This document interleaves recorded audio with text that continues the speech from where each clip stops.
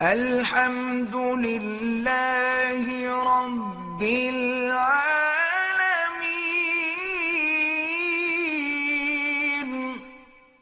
اللہ نے لوط علیہ السلام کو ایک قوم کی طرف بھیجا۔ اس قوم میں جہاں شرک اور بت پرستی تھی، ساتھ ساتھ لڑکوں سے بدفعلی کی بیماری تھی، عادت پڑ گئی تھی ان کو اس برائی کی۔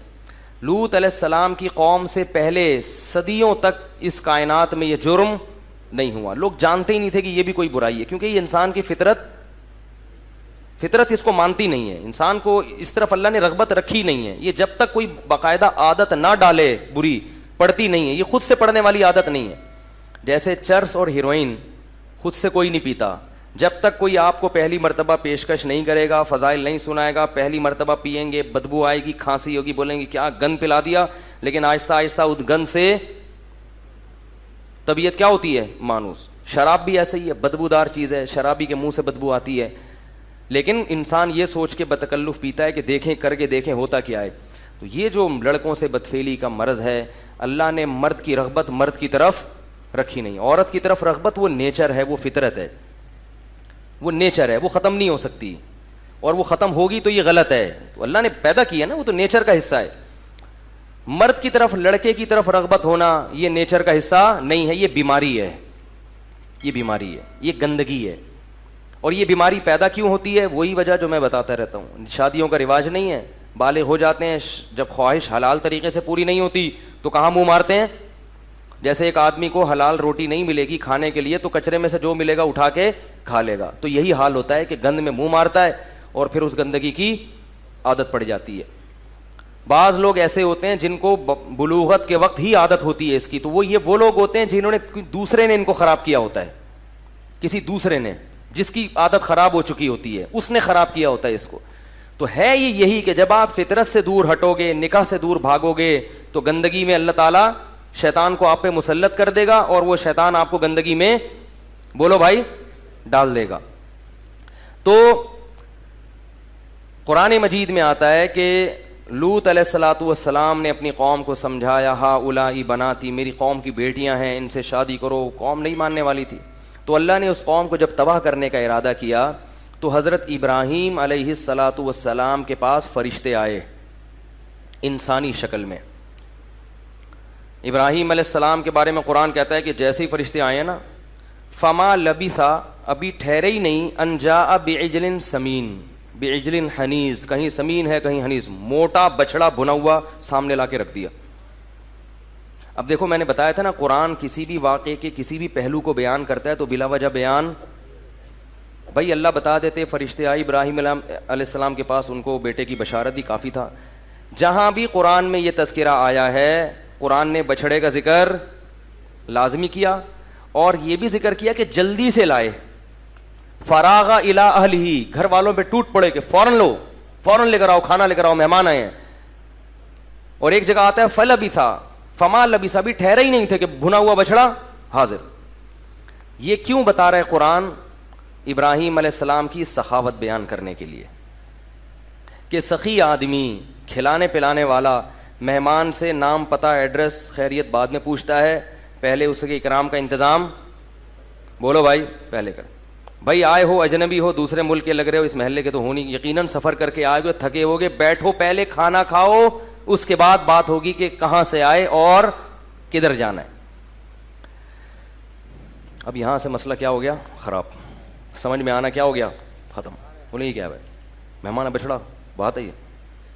تو آج کل جو مہمان آتے ہیں نا صبح شام، جو بلا وجہ گھنٹی پہ ہاتھ رکھ کے کھڑے ہوئے ہوتے ہیں، تو ان کو اگر آپ چائے بھی نہ پلائیں تو کوئی حرج نہیں ہے، کیونکہ وہ آتے ہی آپ کا ٹائم ضائع کرنے کے لیے اور چائے پینے کے لیے۔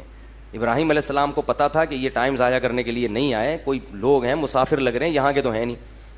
تو خیر، اگر مہمان آپ سمجھتے ہیں کہ وہ تھکا ہوا ہے یا اس کو بھوک کا ٹائم ہے، کھانے کا ٹائم ہے، ٹائم ویسٹ کرنے نہیں آیا، خون پینے نہیں آیا، تو اس کے اکرام کا تقاضا کیا ہے کہ سب سے پہلے اس کو، بولو بھائی، کھانا۔ خود غریب تھے لیکن کھانا بھی کیسا؟ بھنا ہوا بچڑا۔ کیا؟ بار بار بکرا نہیں، ارے آپ مرغی سمجھ رہے ہو یار، بچڑا، سبحان اللہ۔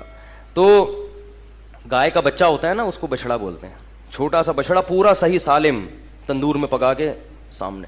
دمبے تو ہم نے بھنے ہوئے کھائے ہیں, بچڑا آج تک نہیں دیکھا. تو وہ سامنے رکھ دیا. فلما رأى أيديهم لا تصل إليهم. آپ کو پتہ ہے ایک آدمی مسافر بھی ہو, تھکا ہوا بھی ہو, اس کے سامنے تو مسور کی دال بھی آئے گی تو کھانا شروع کر دے گا, لیکن مسافر تھکے ہوئے دور سے آئے ہوئے ان کے سامنے اتنا زبردست بچڑا جس کو سن کے ہمارے منہ میں پانی آ رہا ہے تو دیکھنے والے کے منہ میں کیسا پانی آئے گا. لیکن ابراہیم علیہ السلام دیکھتے ہیں کہ یہ ان کا تو ہاتھ اس کے قریب جا ہی نہیں رہا, کیونکہ اگر آپ کا بالفرض پیٹ بھرا ہوا بھی ہوتا ہے تو ایسی چیز میں 2 نوالے تو انسان کھا ہی لیتا ہے. یار اتنی محنت سے اتنی زبردست چیز بنائی ہے, 2 نوالوں میں تو کچھ نہیں جا رہا, چکھنے میں تو کچھ نہیں جا رہا. لیکن قرآن کہتا ہے کہ ہاتھ بڑھائے بھی نہیں انہوں نے کہ چلو چیک کیا ہوتا, نہیں گلا نہیں ہے صحیح, مرچیں زیادہ ہیں ہم نہیں کھا رہے بھائی, یا ہمارا تو پیٹ بھرا ہوا ہے ڈاکٹر نے منع کیا, نہ کچھ نہیں. ہاتھ ادھر ذرا سے بھی حرکت, کیونکہ وہ فرشتے تھے نا, ان کے لیے یہ پتھر تھا, پتھر لا کے رکھ دو کسی پہ کیا رغبت ہوگی.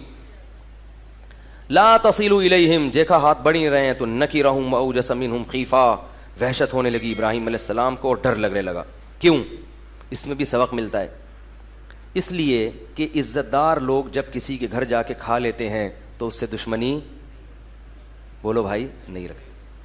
دشمنی رکھنے والا وہی ہوتا ہے کہ جب وہ دشمنی ہے تو پھر آپ کا احسان, بولو بھائی, نہیں لیتا. ان کو ڈر یہ ہوا کہ کچھ بھی نہیں کھا رہے ہیں تو کہیں نقصان پہنچانے تو نہیں آئے. یعنی یہ تو پھر مسئلہ کیا ہے, ہمارے گھر کی چائے بھی نہیں پی رہا کوئی آدمی, ہمارے گھر کا کھانا بھی نہیں کھا رہا, دیکھ بھی نہیں رہا, تو یہ کس کی علامت ہے؟ دشمنی کی.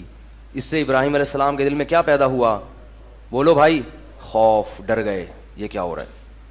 اس سے یہ بھی پتہ چلتا ہے کہ پیغمبروں کے دل میں بھی خوف پیدا ہوتا ہے مخلوق سے. لوگ کہتے ہیں میں اللہ کے علاوہ کسی نہیں ڈرتا, کتا چھوڑ دو اس کے پیچھے, اتنا تیز بھاگے گا نا یہ کتا پیچھے اور یہ آگے. تو اسباب جو ہے نا, جو دنیا میں نقصان پہنچانے والی چیزیں ہیں, اس سے ڈرنا یہ انسان کے سلیم الطبع ہونے کی علامت ہے. ہر ایک کو ڈر لگتا ہے, کوئی بھی آئے گا نقصان پہنچانے کی نیت سے تو ہر ایک کو خوف, جیسے موسیٰ علیہ السلام کا تھا نا, سانپ بن گئی تو خوف زدہ ہو گئے, تو ایسے ہی ابراہیم علیہ السلام کیا ہو گئے, خوف زدہ, کوئی نقصان نہ پہنچائیں. تو یہ سب چیزیں نیچرل ہیں, ان کا تقوی سے اور دین سے کوئی تعلق نہیں ہے. ہمارے ایک دفعہ امام صاحب اللہ ان کی مغفرت فرمائے کہیں جا رہے تھے تو شب برات کا کہیں پٹاخہ پھٹا, وہ بیچارے اچھل گئے ڈر سے. لوگوں نے کہا دیکھو مولوی صاحب کیا ہے, پٹاخے سے ڈر رہے ہیں. تو میں نے کہا مولوی صاحب ہیں بھائی, وہ انسان ہے, وہ تو کوئی بھی ہوتا تو ڈرتا ہے بھائی. نہیں کس کو, نہیں جوڑا. پھر وہ تو خوف زدہ ہوئے. جب فرشتوں نے دیکھا کہ یہ خوف زدہ ہو رہے ہیں تو فرشتوں نے بتایا لا تخف, ڈریں مت, انا مبشروک بغلام علیم, ہم اللہ کے بھیجے ہوئے فرشتے ہیں, انسان نہیں ہیں. ہمارے سامنے اس میں تکہ مسالہ لگا دو, بریانی مسالہ لگا دو, ہمارے لیے کیا ہے, یہ پتھر ہے, کوئی فرق ہی نہیں ہمارے لیے. ہم تو فرشتے ہیں جو انسانی شکل میں آئے ہیں. اس سے یہ بھی پتہ چلتا ہے کہ انبیاء عالم الغیب نہیں ہوتے, ان کو نہیں پتہ چلا. ہم فرشتے اللہ نے ہمیں بھیجا ہے. تو بتایا کہ ہم آپ کو خوشخبری دینے کے لیے آئے ہیں بغلام علیم, ایک علم والا بیٹا, یعنی اسحاق علیہ السلام بیٹا پیدا ہوگا, علیم, علم والا. جب حضرت اسماعیل کی بشارت ملی تو کہا کہ حلیم, بردبار پیدا ہوگا. اسحاق علیہ السلام کی بشارت ملی تو کہا علیم, علم والا پیدا ہوگا.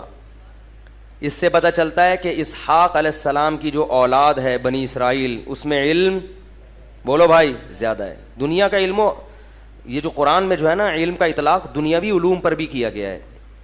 جیسے آتا ہے نا یوسف علیہ السلام نے کہا انی حفیظ علیم, میں علم والا ہوں, تو وہاں علم سے مراد کیا ہے, اکنامکس کا علم, معیشت کا علم. تو علم والا بیٹا پیدا ہوگا. تو اس لیے بعض علماء کہتے ہیں کہ بنی اسرائیل میں علم زیادہ